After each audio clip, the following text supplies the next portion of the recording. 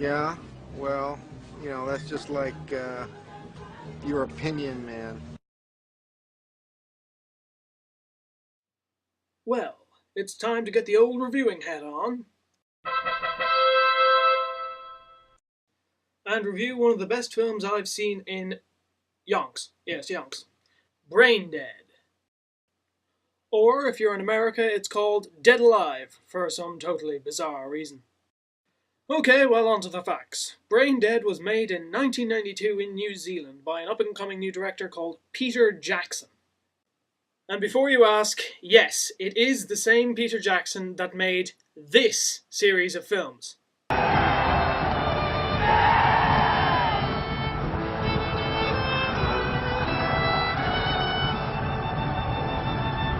Yep, the Lord of the fucking Rings.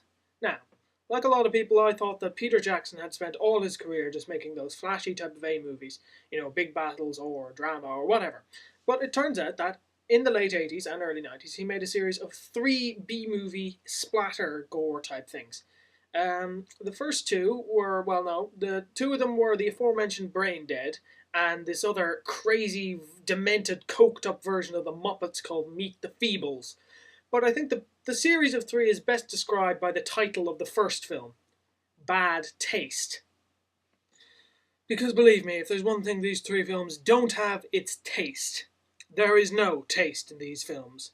At all. I can't stress that anymore. Seriously. So, we've got that out of the way. Okay. Now, the film starts in Sumatra, where a particularly grumpy New Zealand zoo official is transporting a monkey back from the island to New Zealand. It's only a bloody monkey, for Christ's sake. Now, pick it up. However, the natives aren't too pleased. Pick up the cage. Get the big dollars. However, he manages to disperse them with a convenient submachine gun. Zoo official, and this monkey is going to Newtown. And seems likely to get away. However,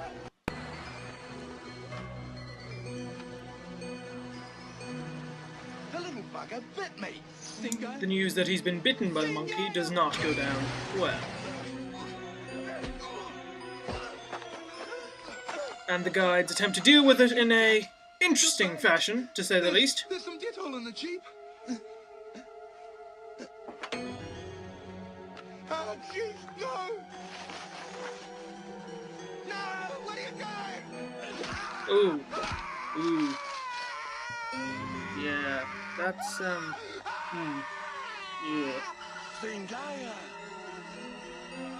Yeah, it's pretty, ooh. Ooh, that's not nice.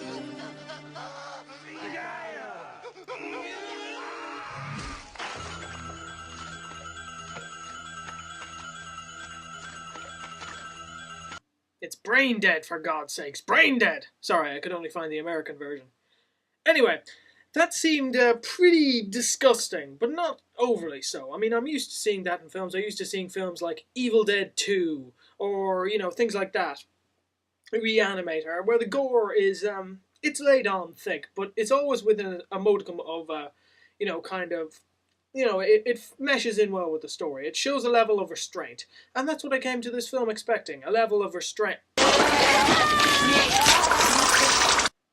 Restraint.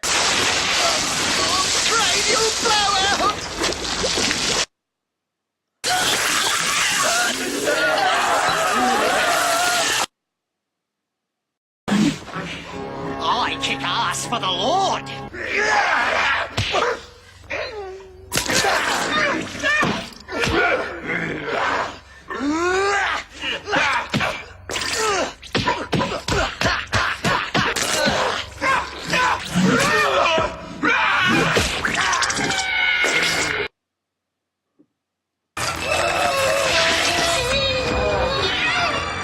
So yeah, in a nutshell, I came expecting restraint, and I got.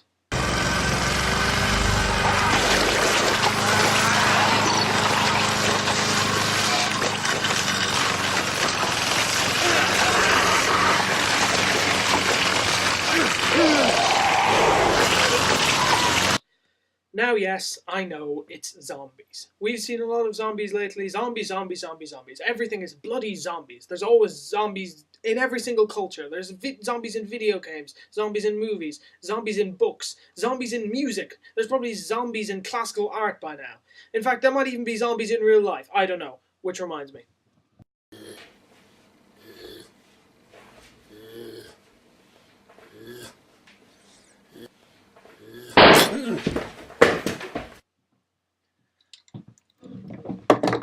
Sorry about that. Bigger they are, the harder they fall, eh?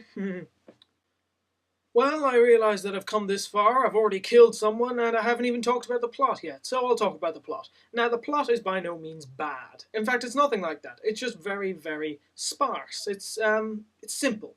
And of course, it's a B-movie. What more do you expect? You don't go into a B-movie expecting to see a Fritz Lang film. You go in expecting to be entertained, and that's what I was. I was very entertained. Anyway, Braindead, the plot. It's 1957 New Zealand, and this Spanish girl named Paquita is in love with this shy, unassuming man called Lionel, because her mother predicted it using tarot cards that they would be in love. However, Lionel has a very overbearing mother who wants to control his every action. Lionel and Paquita go out to the zoo because that's apparently what couples do these days, but his mother comes and spies on them, and she is bitten by the aforementioned Sumatran rat monkey. Admittedly, this is a pretty basic description of the plot, but I'm just giving you the essential details. Anyway, Lionel's mother is bedridden, and then she dies. Boo-hoo. However, she's not dead. It turns out that she's a zombie! And you all know where it goes from there. Now to somewhat dissect the film. The acting it's kitschy, but it's good. It's the kind of acting that you can laugh at, if you know what I mean. It's all done with New Zealand actors, so it's all very authentic. And it just generally, it fits in well with the thing. It never distracts from it. The gore effects, all that, it's perfect. It really is a very good film for special effects alone. It's all very imaginative, very creative, very... Seriously, you really just have to watch it to appreciate how manic it is. All other things, the cinematography is interesting because it's so utterly hyperactive. The camera zooms and pulls back, and I just did it the wrong way there. But anyway, it zooms and pulls back, and it does other things as well that cameras tend to do, which is a good thing. And in general, it just meshes together well. If there's any bad things about the film, and I haven't thought this through before making this, so let me think now.